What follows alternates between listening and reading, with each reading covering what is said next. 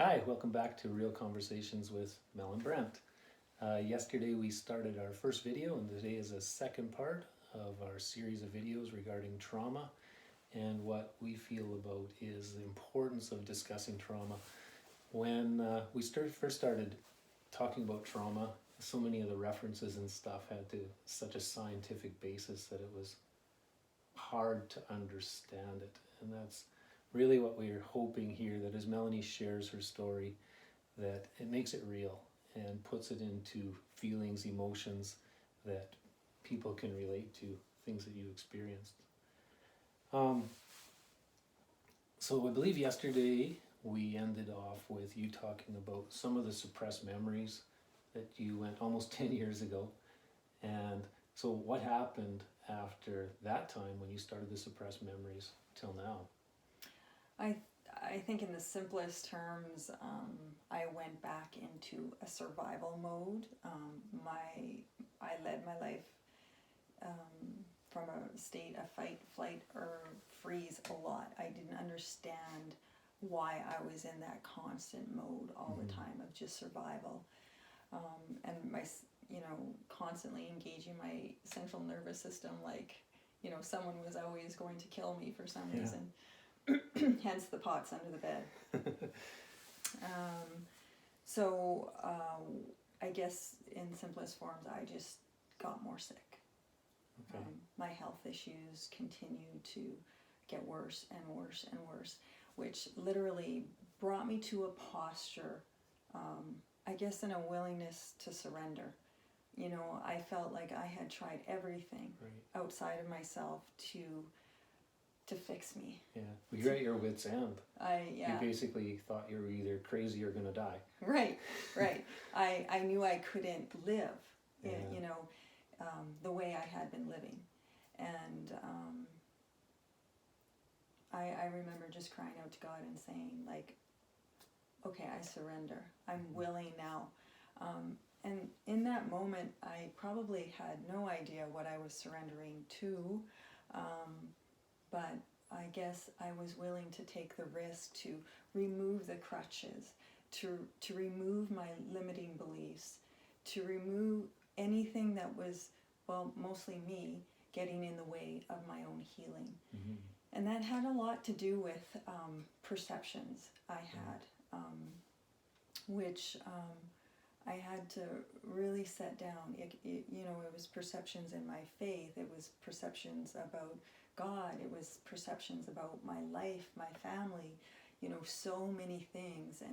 And slowly in this process of the next 2 years, I had to watch like all of that really come out beneath me, to come to a place where, I've had a lot of time to adjust to the reality of what was locked inside of me. Right, because you thought you had to be strong, so strong for everything and everyone. Right. So it was just really letting go of that. Right, and letting go of control. Control was a huge aspect in my mental health. Like, I think knowing what I know now, when I was a child, I didn't feel like I had any kind of control. So as an adult, creating a home, creating an environment where I felt safe, and having the perception, really more than anything, of being in control was super important to me. And then incredibly scary when you remove that, that perception to that really vulnerable place. Yeah. So if you think about 10 years ago, you had the first memories, and then you kept pushing yourself, running a successful business, busy with our kids, being involved with things, and just push to the memories that started resurfacing a couple years ago. What was that like, as far as... We're going to share this journey together, because it was kind of a together thing, but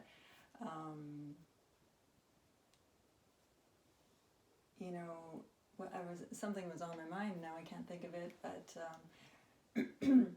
in order to get different results, I guess I had to do something different, and we definitely did do something different. I had a friend that recommended, Mel, have you ever tried medicinal marijuana for your headaches?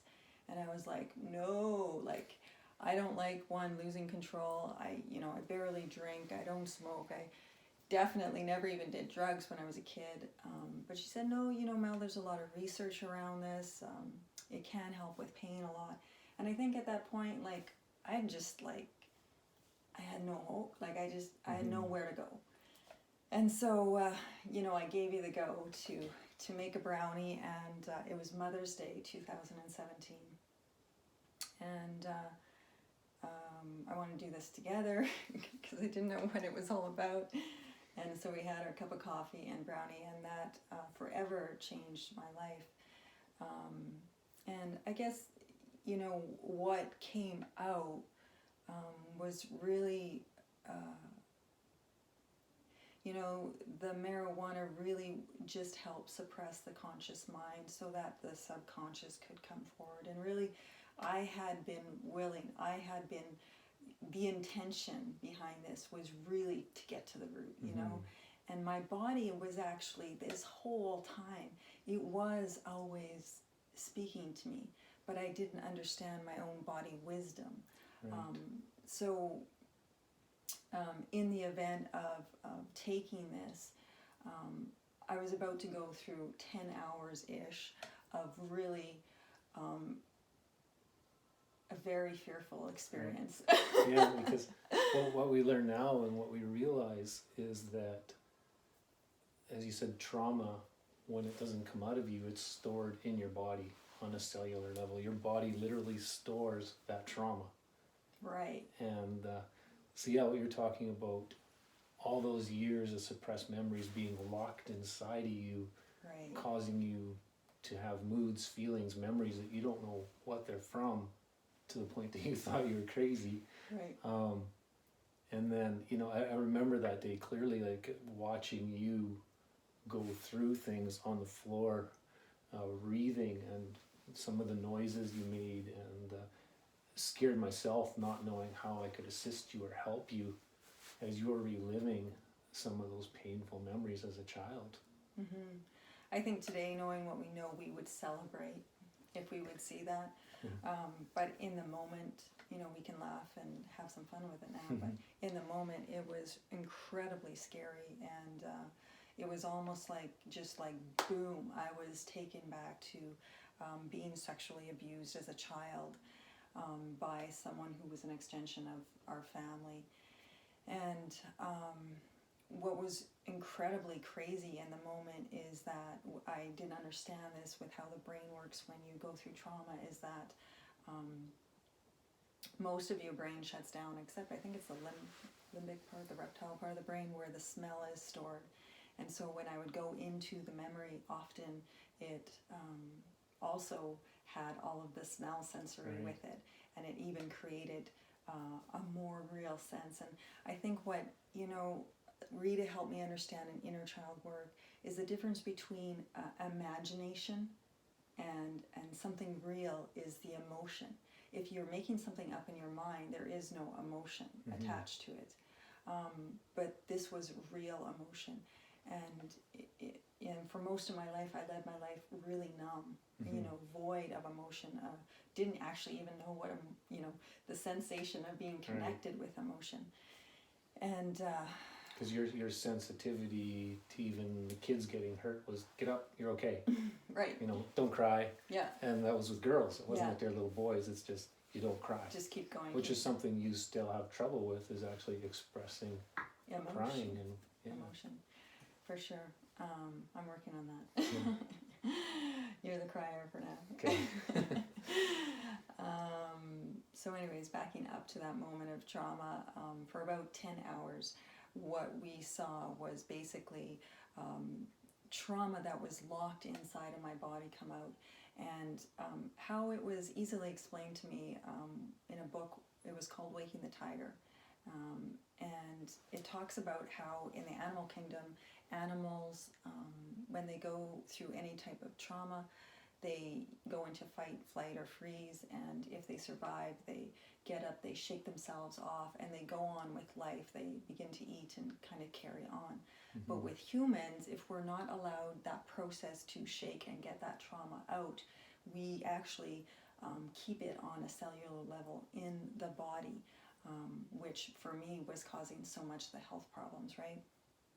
And so some of the things that came out that day were really things that were pent up inside of me. You know, they were things like screaming, my wrist being tied. I mean, there was all sorts of really crazy things that came out, and it really scared us. Yeah. For the most part, to be honest, because we didn't know what was going on. And the next day, I remember looking at you once we made it through that and slept, and I said, I don't have any idea what that was, but I can tell you something is different inside of my body. Like I was always like this, like I would be getting a massage and my hands were like this, or you know, I was just like, I was wound so tight I didn't know I was wound. You know, I didn't know anything outside of my own experience of living in my body. You know, you only know what to be true of what your own experience is. And so obviously in this moment, you know, we had been supporting Saskatoon Sexual Assault and Information Center through our company, and so I decided to reach out, and I decided to go see a counselor. And very quickly she began to validate the process and the experience, and that really helped in the beginning. I think that was the greatest thing as a survivor, is to be heard, to be validated, to be known that you're not going crazy. Those are really, really important crutches, you know, not crutches, but things in the support, the connection to heal. And I remember her saying, take as much brownie as you need, Mel, get it all out. And so that year was really good. It was a year of growth and learning about trauma. Learning how the body functions in trauma, and obviously, you know, my brain just obviously I want to research and I want to understand this more, and it led me to the place where I chose to speak. Right, which was really freeing for you. It was scary, but it freed you in so many ways. I guess how to articulate freeing maybe is when you begin to use your voice after it's been suppressed, that in itself is healing. So liberating. It's liberating, it's healing. You know, there's a lot to this story. I can't really, you know, share in a short period of time, and that's why I'm looking at writing a book to go into more depth of this, so there can be a better understanding around this. Basically, you know, I chose to speak publicly on a platform of probably 400 to 500 people. And obviously I'm not a public speaker, so I was incredibly nervous. And I remember talking to my counselor, and I kept saying, you know, someone's going to kill me, or someone's going to kill my dog. And she would say, no, Melanie, no, abusers are bullies, and, you know, you're fine, you're safe. And I couldn't shake this undeniable, crazy fear. Like, you know, it was intense. And so what happened was I spoke that day, and I remember you asking when we went to bed that night, so how do you feel? And I was like, I thought that this anxiety inside of me, I thought it would be gone. I thought by speaking it would go. But something began to happen, and it was like that. It began to intensify to even another level, and it made me think, whoa, like what's going on? Like I thought, you know, by speaking this was going to take care of some of this, and I ended up in a migraine for 3 days. And by the third day, I was really frustrated. I thought I'm going to go to the gym, and I was in the middle of a leg press. It was very random. I was minding my own business, and I had a memory flashback of being sexually abused by a religious leader. And I thought for a moment, whew, what was that? That was incredibly crazy. And I just stopped what I was doing, and my body began to hyperventilate. And I knew by that sign that I had a memory that was about to come, because often before memories come with me, I would hyperventilate. Mm-hmm. And so I quickly, got my stuff and went home, and came to what I created a safe place in our home where I just felt safe enough that I could let these memories come out. And as I began to go into the memories, I began to see, I guess, that this was basically a circle in a church setting.